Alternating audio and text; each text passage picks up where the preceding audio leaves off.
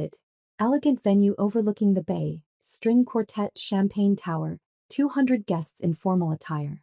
She'd worked for this moment, planned every detail, and she deserved it. What she didn't deserve was to use her wedding toast as another opportunity to put me down. "And I want to thank my family," Melissa said into the microphone, radiant in her wedding dress. "Especially my parents who supported me through law school. Unlike some people, I chose a stable career path." She didn't look at me, but everyone else did. Polite laughter rippled through the crowd. I was sitting at table 9, not the family table which was reserved for parents, grandparents, and Melissa's new in-laws. Table 9 was near the kitchen, filled with distant cousins and family friends who barely knew my name. "My parents always told us," Melissa continued, "get an education, get a real job, build a real future." I'm proud to say I listened. She raised her glass. "To stability, success, and doing things the right way." The room applauded. Mom and Dad beamed from the head table. I was 28 years old. I'd founded Quantum Games at 22, built it from my college apartment into something that changed the industry. But to my family, I was still just playing video games. The speeches continued. Dad stood up next. "I'm so proud of Melissa," he said, his voice thick with emotion. "She graduated top of her class from law school, passed the bar on her first try, and landed a position at Whitmore and Associates. That's a real achievement. That's the kind of success that makes a parent proud." He paused, looked directly at me across the room. "I just wish both my children understood the value of hard work and legitimate careers." The implication was clear. Melissa worked hard. I didn't. My brother-in-law Jason spoke next, talking about how Melissa's dedication and professionalism inspired him, how she represented the best of her generation. Focused, educated, committed to excellence. "Not like these tech kids who think they can get rich quick with apps and games," Jason added, getting a laugh. Melissa put in the real work. I sipped my water and checked my phone under the table. 3 texts from my CFO. "Forbes list drops in 20 minutes. PR team is ready. Congratulations in advance, boss." I looked around the reception hall. Mom was dabbing at her eyes with a tissue, overwhelmed with pride for Melissa. Dad was shaking hands with Jason's father, probably discussing their successful children. Melissa was glowing, surrounded by well-wishers. And there, near the entrance, I spotted someone I recognized. Catherine Chin, senior editor at Forbes. We'd spoken twice during the verification process for the list. She told me she might stop by. She was friends with Jason's family. Our eyes met across the room. She nodded slightly and started making her way toward me. "Excuse me," I said to my tablemates, none of whom were listening anyway. I met Catherine halfway near the bar. "Alex," she said quietly. "Congratulations. The list goes live in 15 minutes. "I know," I said. "Your family doesn't know, do they?" "No."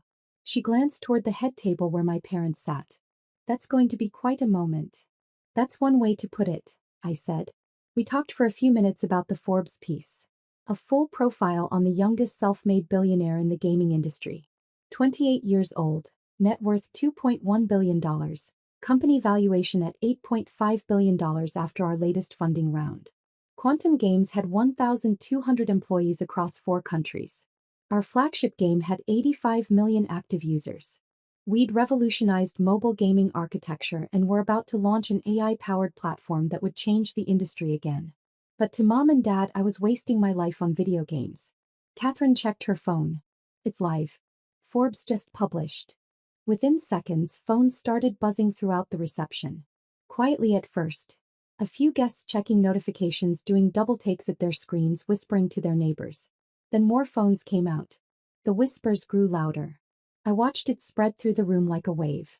Table by table, people checking their phones, reading something, looking shocked, looking at me. Melissa was still near the cake, laughing with her bridesmaids, oblivious. Then someone at the head table checked their phone. Jason's father, a businessman who kept up with Forbes lists. I saw his eyes go wide. He leaned over to Dad, showed him the screen. Dad's face went pale. He grabbed the phone, read it again. Turned to look at me across the room. Mom noticed his expression, took the phone from him. Her hand flew to her mouth. The music from the string quartet seemed to fade. More people were checking phones now, the buzz of conversation shifting from wedding celebration to shock and confusion. "Is this right? That's her brother? Alex Chin, that's Melissa's sister?" The gaming billionaire? Melissa finally noticed something was wrong. The energy in the room had changed. She looked around, confused, then saw everyone staring at their phones, and at me. "What's going on?" she asked, her voice carrying in the sudden quiet. Catherine Chin stepped forward, professional and composed. "Congratulations on your wedding, Melissa. I'm Catherine Chin from Forbes. I was actually here to speak with your sister Alex." Melissa looked at Catherine, then at me. "My sister? Why?" "We just published our annual billionaires list," Catherine said. "Alex is featured as the youngest self-made billionaire in gaming. Her company, Quantum Games, is valued at $8.5 billion. Her personal net worth is $2.1 billion. The room went silent. Melissa stared at me. "That's not. Alex doesn't have a company. She makes video games.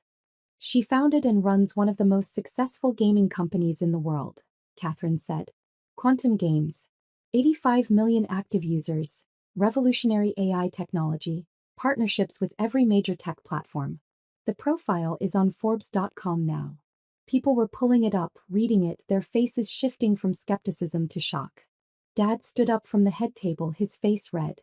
"Alex, is this true?" I walked toward the head table, very aware that everyone was watching. "Dad, it's true. But you told us you were working on games. Little mobile games. I told you I founded a gaming company. You called it a hobby." Mom was scrolling through the Forbes article on someone's phone. "This says you have over 1,000 employees. 1,200 actually. We just hired another team in Tokyo. And your worth." She couldn't even say the number. $2.1 billion, I said.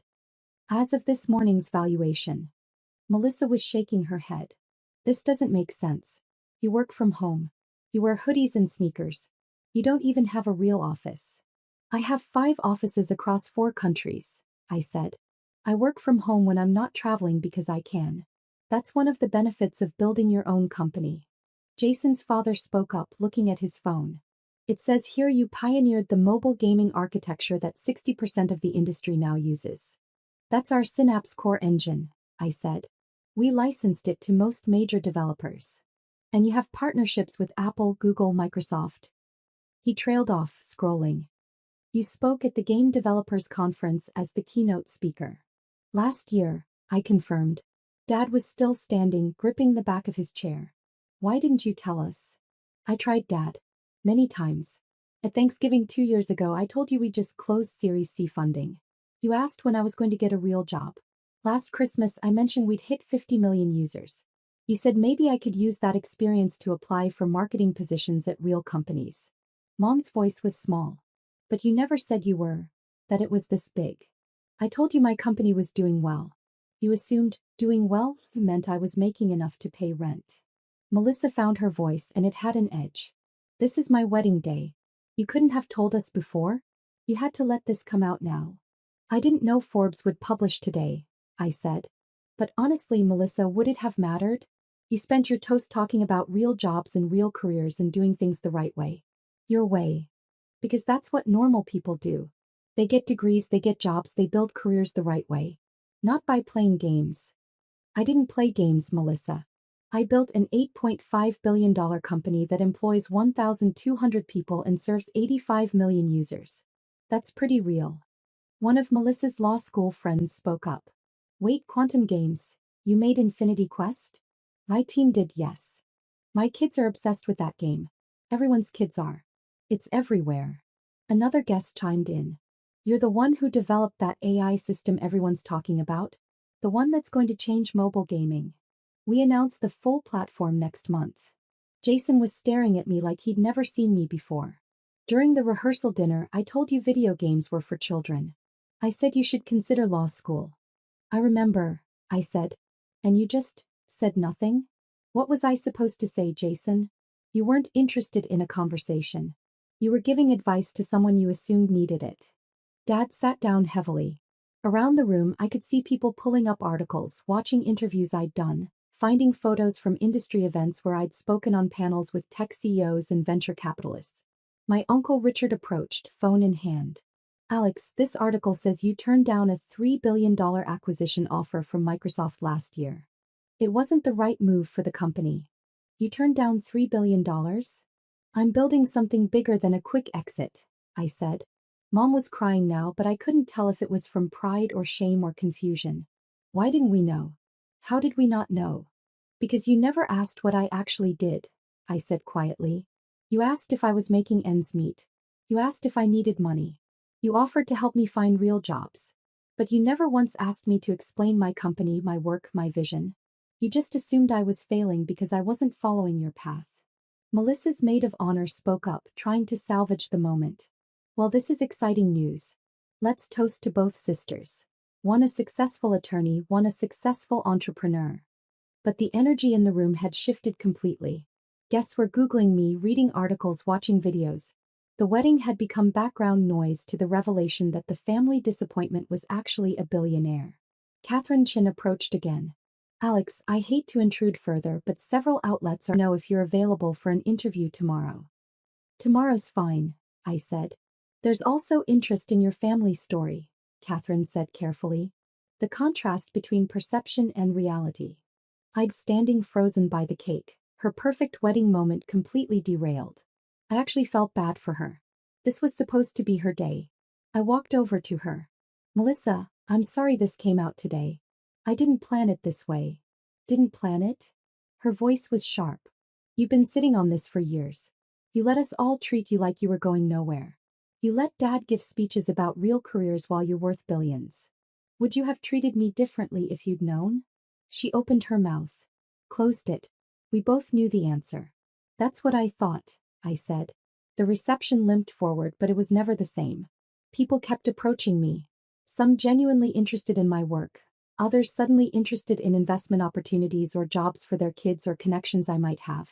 Dad tried 3 times to talk to me. Each time he started with some version of, I didn't know, or, you should have told us. Mom pulled me aside near the end of the night. Please understand, Alex. We were just worried about you. We wanted you to have security, stability. We wanted you to be okay. I am okay, Mom. I've been okay for 6 years. You just refused to believe it. But how are we supposed to know? You never. I told you. Repeatedly. You didn't listen. Jason's father cornered me by the bar. Alex, I work in commercial real estate. I'd love to discuss opportunities. Your company must need office space, retail locations. My CFO handles that, I said. Of course. Maybe we could have coffee. I'd love to learn more about your business. Everyone wanted something now. Now that they knew. As the reception wound down, I found Melissa alone for a moment, staring at her wedding cake. I'm sorry your day got hijacked, I said. She didn't look at me. Do you know what the worst part is? Everyone's going to remember my wedding as the day we found out my sister was a billionaire. Not as my wedding day. As your day. That wasn't what I wanted. Wasn't it? She finally looked at me. You sat there all night listening to us talk about real careers and real success, knowing you could drop this bomb at any moment. I didn't drop anything, Melissa. Forbes published their list. I had no control over the timing. But you knew it was coming. You could have warned us. Prepared us. Like you prepared me for your toast? Where you implied I was lazy and unsuccessful. She flinched. I love you, Melissa, I said. I'm proud of you for becoming a lawyer, for working hard, for achieving your goals. But you couldn't extend me the same courtesy. You assumed because I wasn't doing what you understood, I wasn't doing anything worthwhile. You make video games, she said, but there was less conviction in her voice now. I built a company that brings joy to 85 million people. That employs 1,200 people who support their families with good salaries and benefits. That pioneered technology now used across an entire industry. Is that not worthwhile? She didn't answer. I left the reception early before the official end. Catherine Chin walked me out. That was intense, she said. That's one word for it. For what it's worth, the article is getting massive engagement. Your story resonates with a lot of people. The underestimated kid who built an empire. I didn't build it to prove anything to them, I said. I know, Catherine said. That's what makes it more powerful. The next morning my phone exploded. Texts from extended family I hadn't heard from in years. Congratulations messages. Requests for loans, investments, job opportunities. Suddenly everyone wanted to reconnect. Melissa sent one text. Mom and Dad want to have dinner. To talk. Will you come? I stared at the message for a long time. Finally, I replied, I need some time. 3 days later, I did the CNBC interview. They asked about quantum games, about our technology, about our vision for the future. They also asked about my family. It's complicated, I said. My family loves me. They just had a very specific idea of what success should look like. And when I didn't fit that image, they assumed I wasn't succeeding. Does it bother you that they didn't recognize your achievements? I thought about it. I used to. Now I realize their recognition was never the point. I built quantum games because I loved gaming, because I saw possibilities others didn't, because I wanted to create something meaningful. Whether my family understood that or not didn't change the work. But surely it hurt. Of course it hurt. But it also taught me something important. You can't wait for other people to validate your vision.